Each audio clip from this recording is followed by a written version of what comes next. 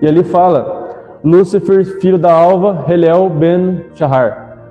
E o motivo, o orgulho. Eu subirei ao céu, serei semelhante ao Altíssimo. A teoria do julgamento, a desolação de Gênesis 1 não é um estado inicial, mas uma cicatriz, uma rebelião angelical que arruinou a terra primordial, a vida pré-adâmica. As trevas sobre a face do abismo, Torron, não são a ausência natural de luz, mas a presença de um decreto divino.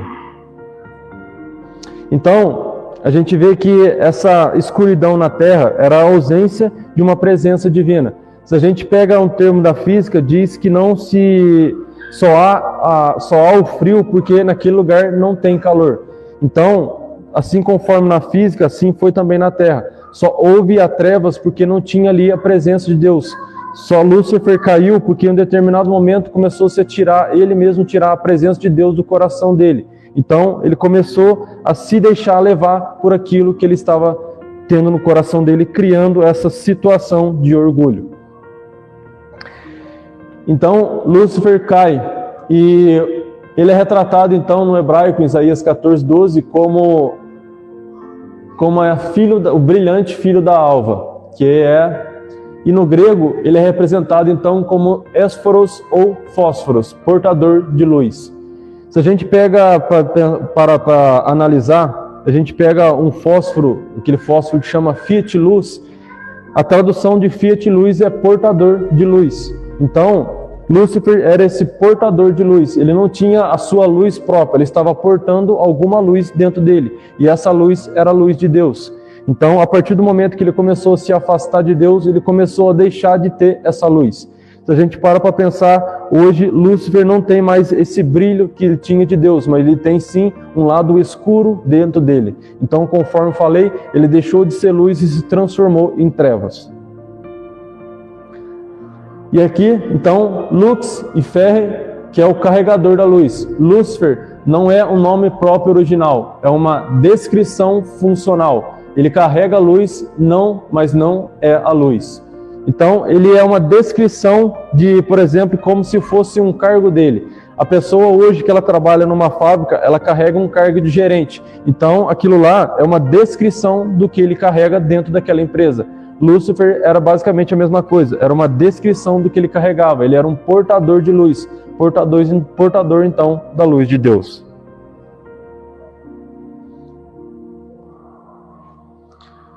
E ali em Ezequiel 28 fala, o querubim ungido, perfeição, beleza e acesso ao Éden celestial. Seu erro, que se encontra em Isaías, serei semelhante ao Altíssimo. Lúcifer tentou replicar o ato de criar o Bará, ele desejou ser a fonte de luz, recusando sua posição de reflexo.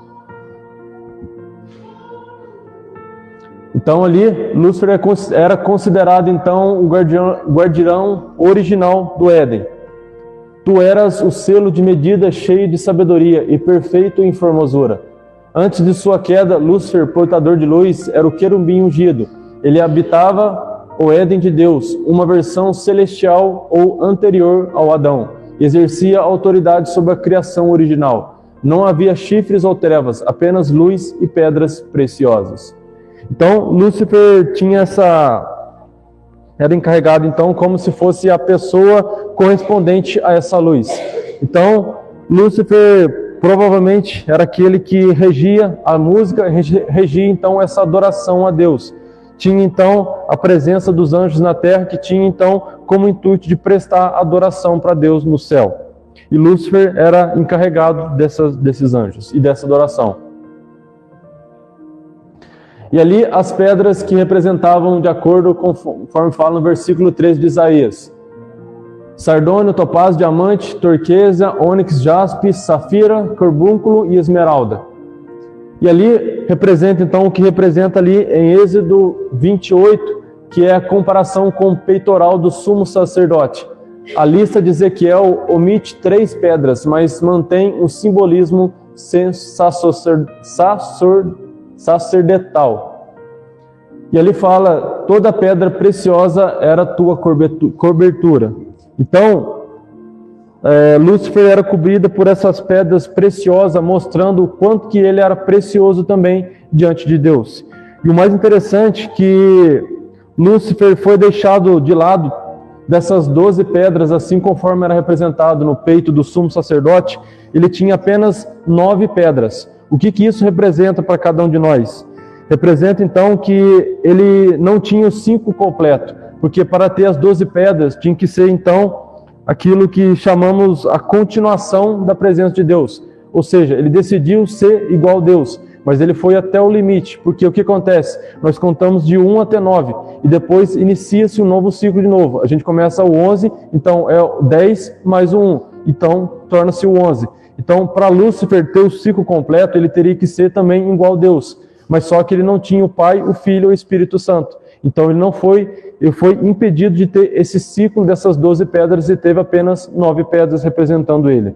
Então isso representa necessariamente que ele era limitado, que ele não era igual a Deus. Era para deixar bem claro para ele que ele não era igual a Deus, que ele era limitado assim como toda outra criação.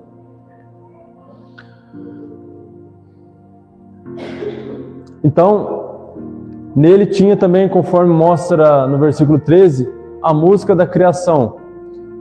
Teus tambores e teus pífaros, no dia em que fostes criado. A música era externa, mas intrínseca. Não era externa, mas era intrínseca ao seu ser. Sugere uma função litúrgica e de celebração desde o momento da criação. Então Lúcifer, conforme falei, era encarregado dessa adoração. Mas, conforme mostra a Bíblia, tinha-se então os próprios instrumentos dentro dele, mostrando então que ele era a própria adoração em si. Então, necessariamente não precisava cantar conforme nós cantamos hoje. Ele era a própria adoração através dos seus atos e de suas atitudes, demonstrando então uma adoração a Deus através do simples fato dele ser como ele era. E ali começa então essa semente do caos, que foi o orgulho. Através desse orgulho, dele querer ser como Deus, acontece então dessa queda divina então no capítulo 2. E ali os 5 passos dessa rebelião, Isaías 14.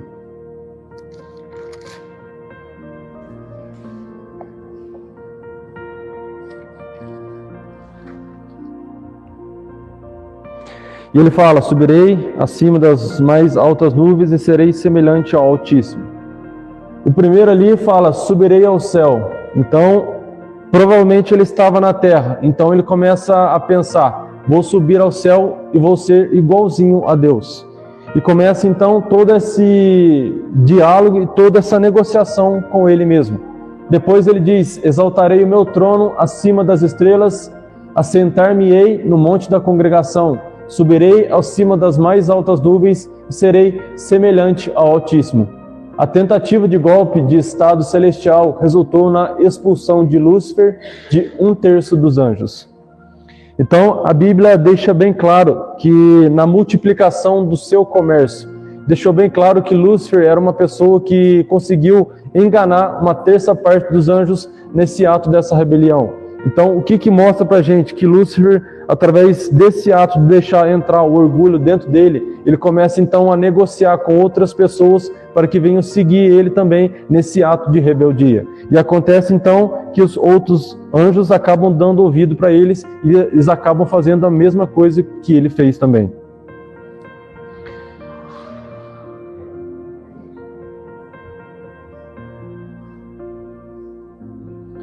E ali o mistério da iniquidade, versículo 15: e contudo levado serás ao inferno, o mais profundo do abismo.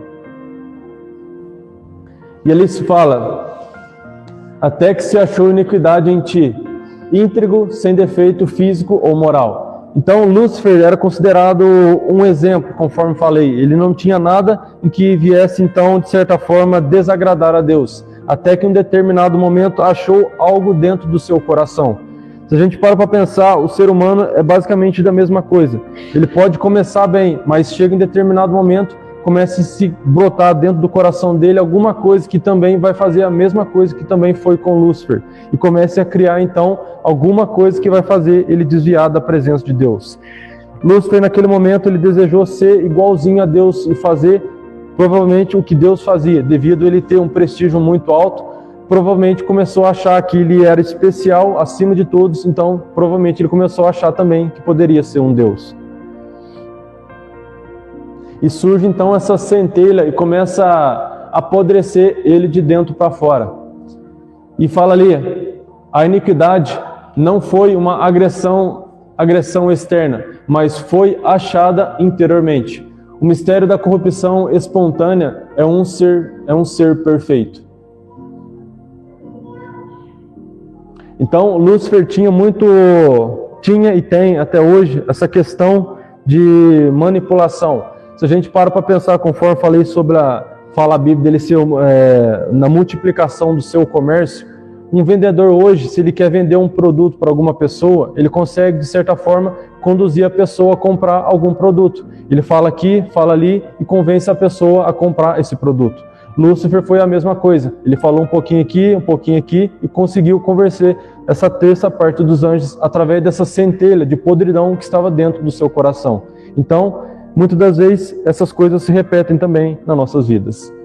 Acaba então que surge também essa centelha de podridão dentro de nós. E ali fala sobre esse comércio e profanação. Multiplicação do comércio e as chamas, violência, o fruto do lucro a qualquer custo. E o terceiro, te profanei, é a expulsão do monte de Deus. O guardião sagrado torna-se profano. O sucesso econômico gerou podridão moral. Então, conforme fala em Daniel sobre uma balança sendo pesada e achada em falta, com Lúcifer foi a mesma coisa. Foi-se pesado uma balança e também foi achado em falta diante de Deus naquele momento. E foi-se achado esse orgulho dentro do seu coração que fez ele cair nesse ato de escuridão.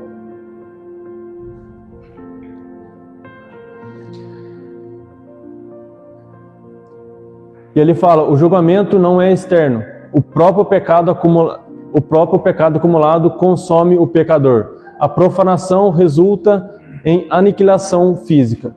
Então, se a gente para pensar hoje, a gente vê que os demônios, e principalmente Lúcifer, não tem necessariamente uma aparência bonita, assim conforme talvez esteja uma aparência de um anjo. Então, tudo aquilo que sai da presença de Deus e decide se afastar, torna-se também escuro, assim conforme foi com Lúcifer. E a gente pode imaginar os anjos caídos mais ou menos igual nessa foto.